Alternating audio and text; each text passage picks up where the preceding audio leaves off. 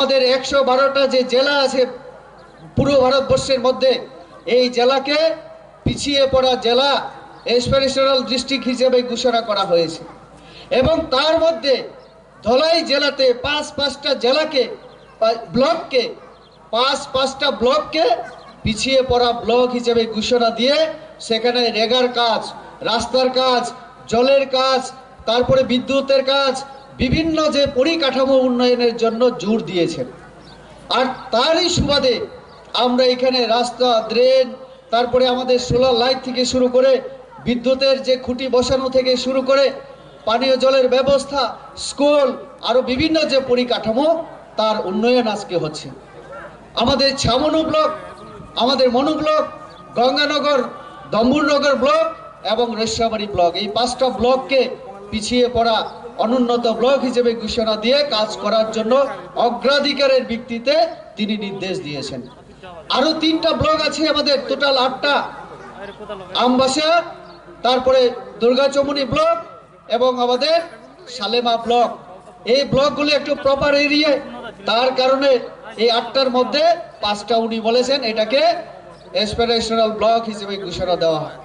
এবং উনি যখন মুখ্যমন্ত্রী হিসেবে দায়িত্ব নিয়েছিলেন, আমার মনে আছে ওনার সঙ্গে প্রথম আমি যেদিন দেখা করেছিলাম, সেই সময় আমার আগে যিনি এমপি ছিলেন এই ছামনু এবং মানিকপুরের উদাহরণ দিয়ে সাংবাদিক সম্মেলনে বলেছিলেন আমাদের এখানকার জনজাতিরা নাকি বাংলাদেশে চলে গেছেন, আরো কোথায় কোথায়, কি কারণে?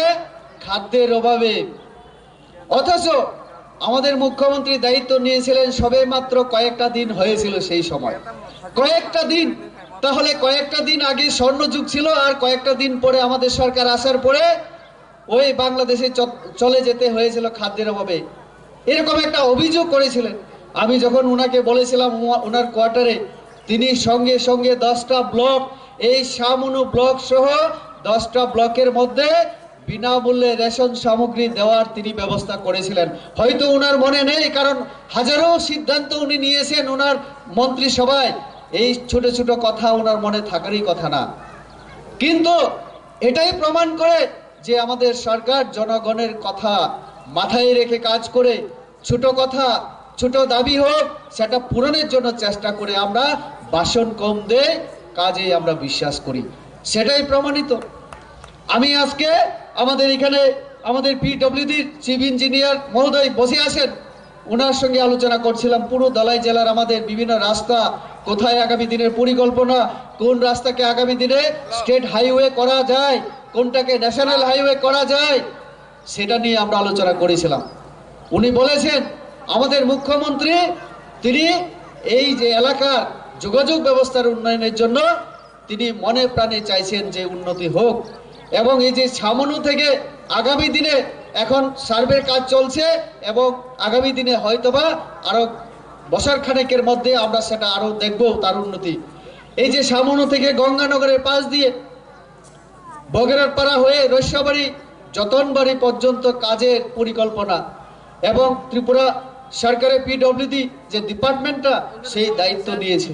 আগামী দিনে আমাদের এই এলাকার, এই জেলার আরো যে বিভিন্ন প্রত্যন্ত এলাকার যে রাস্তাগুলি সেটাও উন্নতিকরণ করা হবে। এইভাবে পুরো জেলাকে আগামী দিনে সাজিয়ে তোলার জন্য আমাদের এখানে আরো নতুন নতুন পরিকাঠামো, কিভাবে স্বাস্থ্যক্ষেত্রে হোক, সেটা বিদ্যালয় যে স্কুল এডুকেশন ডিপার্টমেন্ট হোক, আরো বা আমাদের পানীয় জলের ব্যবস্থা করার জন্য আমাদের DWS হোক, সব ডিপার্টমেন্টকে অগ্রাধিকারের ভিত্তিতে কাজ করার জন্য তিনি নির্দেশ দিয়েছেন। এবং আমাদের